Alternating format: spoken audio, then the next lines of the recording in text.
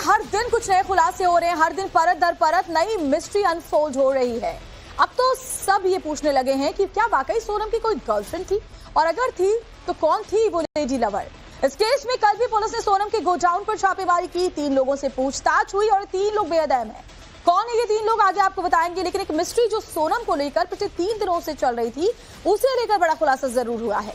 क्या है वो मिस्ट्री और क्या है खुलासा, देखिए इस रिपोर्ट में आप।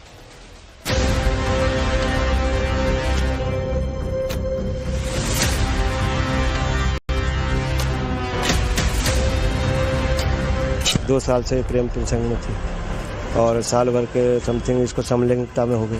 डाउट ऐसा कि जो उसकी एक फ्रेंड है ना, वो उसके बहुत करीब रहती थी।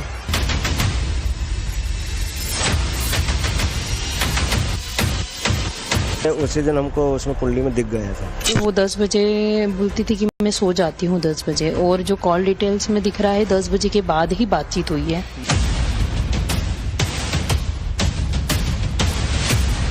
पति हत्या का योग था उसमें। क्या कहते हैं उसको आप लोग, आपकी भाषा में क्या कहा जाता है? उसको हम लोग बोलते हैं चांडाल योग। पहले सोनम की कुंडली में चांडाल योग निकला, फिर राजा के पारिवारिक पंडित ने राजा के कत्ल में किसी दूसरी महिला के शामिल होने की लड़की के वजूद को सामने रखा, जो 24 घंटे सोनम के साथ रहती थी। मेघालय की पुलिस सोनम को राजा की हत्या वाले क्राइम सीन तक ले गई। पुलिस को सब कुछ मिल गया, पर मर्डर का मोटिव नहीं मिला। पर अब लग रहा है कि ये धुंध भी छट रही है, तस्वीर साफ हो रही है। राजा का परिवार गवाही दे रहा है कि सोनम ने राजा को क्यों मारा। इसके पीछे की वजह उन्हें पता है।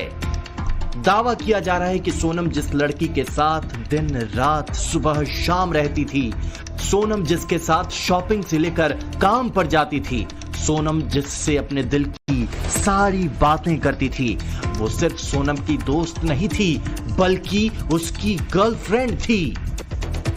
वो समलैंगिक का उसको 2 साल से चल रहा था और वो जिद्दी किस्म की थी और उसको जिद एक हावी हो गई थी कि मेरे को एक करना सो करना है। चाहे इसमें कोई भी माँ बाप को भी नहीं देखा उसने, अपने परिवार को भी नहीं देखा, है ना। किसी के साथ कितनी बड़ी हानि हो सकती है भी उसने नहीं देखा। ये चीज़ें नहीं समझ पाई वो, क्योंकि क्या होता है जब 7.5 और राहु का योग होता है एक साथ, चंडाल योग बोलते हैं इसको, ये सारी चीज़ें उसमें थी उसकी कुंडली में। तो किसी की समझने को तैयार नहीं थी वो, कोई भी उसको कितना भी समझाएगा, है ना, तो उसके समझ में ये चीज़ें नहीं आती। अजय दुबे राजा रघुवंशी के परिवार के वही पंडित हैं जिन्होंने राजा की लाश मिलने के बाद सोनम की लोकेशन के बारे में भविष्यवाणी की थी। जब तक ये सामने नहीं आया था कि सोनम ही राजा की हत्या में शामिल है, तब उन्हें पंडित ने बताया था कि सोनम सुरक्षित है और उसे किसी तरह की चोट या हानि नहीं हुई है। अजय दुबे ने यह भी बताया कि सोनम जल्द ही सही सलामत घर आ जाएगी। राजा हत्याकांड में सोनम की संलिप्तता सामने आने के बाद इन्हीं अजय दुबे ने यह बताया कि इस पूरी साजिश में एक और लड़की शामिल है। और अब पंडित दुबे ये दावा कर रहे हैं कि सोनम समलैंगिक थी। और ये जो इसका अफेयर है, सोनम का अफेयर चल रहा था ना, प्रेम संबंध में थी, तो क्या ये भी कहीं कुंडली में दिखा है? हाँ, ये इसमें 2 साल का निकल के आ रहा था। निकल के आ रहा है? क्या निकला है उसमें, क्या बता रहा है? 2 साल से प्रेम प्रसंग में थी और साल भर के समथिंग इसको समलैंगिकता में हो गए। तो मतलब अब ये आप संबंध अभी कायम है अपनी बात पे कि समलैंगिक थी वो? हाँ। अब जब से सोनम के समलैंगिक होने के दावे सामने आए हैं, तब ये बातें और ये सवाल भी उठने लगे हैं कि सोनम की जिंदगी में एक लड़की थी, क्या इसी वजह से वो राजा से शादी नहीं करना चाहती थी? क्या सोनम के परिवार को उसके तथाकथित लेस्बियन होने के बारे में पता था? क्या सामाजिक दबाव के कारण सोनम के परिवार ने जल्दबाजी में सोनम की शादी राजा से करवा दी? ये सवाल शादी के दौरान सोनम के हाव भाव, उसके बिहेवियर और उसकी बॉडी लैंग्वेज को देखकर उठाए जा रहे हैं। जहां शादी जैसे समय, जो किसी भी इंसान के जीवन का सबसे खुशी भरा पल होता है, जिसे लेकर हर लड़की के कई सपने होते हैं, वहां सोनम हताश, निराश और दुखी नजर आ रही है। राजा के करीबी दोस्तों ने भी अलग अलग मौकों पर ये बात सामने रखी है कि शादी से पहले भी सोनम राजा से न फोन पर बात करती थी और न ही मिलने जुलने में इंटरेस्टेड थी। शादी से कुछ दिन पहले जब बात होती थी तो इतना बताता था कि फोन पे बात बहुत कम करती है और उसका बिहेव थोड़ा ठीक नहीं लगता, आकाश क्या करूं। ये बात जरूर बताई थी, तो मैंने उसे बताया था कि अभी न्यू एंगेजमेंट है, सब कुछ ठीक हो जाएगा, अभी लड़की एकदम से बात नहीं करेगी। ये इतना हुआ था और काफी कॉल्स करता था तो बहुत लेट अटेंड करती थी, बोलती थी बिजनेस में बिजी हूँ, ये सारे एक्सक्यूजेस देती थी। कोर्ट ने भी सोनम और राज कुशवाहा की पुलिस स्टडी को 2 दिन के लिए बढ़ाया है, यानी कोर्ट के सामने मेघालय पुलिस ये बातें सामने लाना बेहद जरूरी है। नहीं, the investigation is in progress, but something we need to move on that front, and most probably SIT will be taking police remand later. राजा का परिवार लगातार मांग कर रहा है कि सोनम का नार्को टेस्ट किया जाए, तभी जाकर ये पता चलेगा कि आखिरकार राजा को क्यों मारा गया।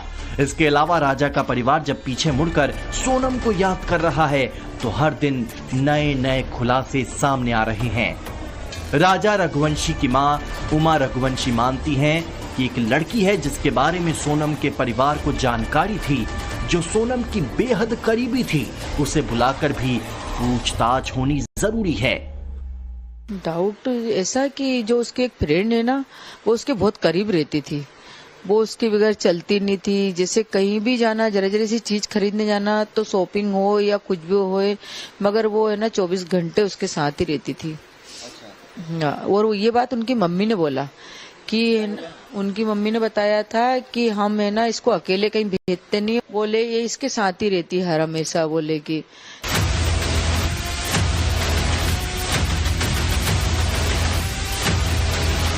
सोनम के समलैंगिक होने का दावा पारिवारिक पंडित ने किया है और हम यहाँ ये बात साफ कर देना चाहते हैं कि इस बारे में अभी तक पुलिस की तरफ से कोई आधिकारिक बयान सामने नहीं आया है, लेकिन पुलिस भी सेकंड लेडी वाली एंगल की तफ्तीश कर रही है।